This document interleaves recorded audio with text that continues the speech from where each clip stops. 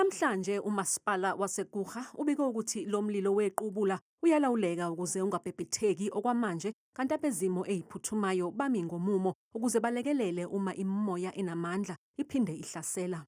Yes, I'm very happy to report that the original fire that started along the Krom River close to St. Francis has been completely under control.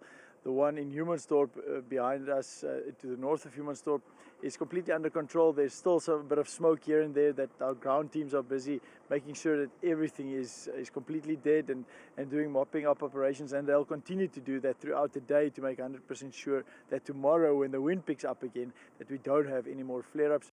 Imeya yaseKouga ithi iyakuthokozela ukuthi lemlilo ayidlulanga nabantu. Yes, our main priority was to save lives and not have any fatalities, which we succeeded in at this stage.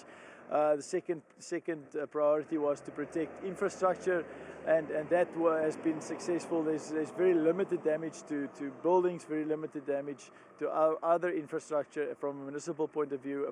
Power outages have been restored, and all of that is really stable at this stage.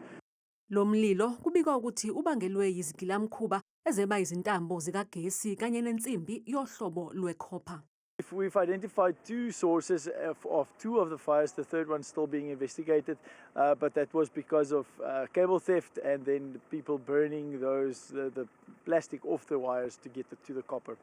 Abezimo eziphuthumayo bayaqhubeka nokubhula umlilo osele kanti izakhamuzi ziyexwayiswa ukuba zihlale ziqaphile ngaso sonke isikhathi.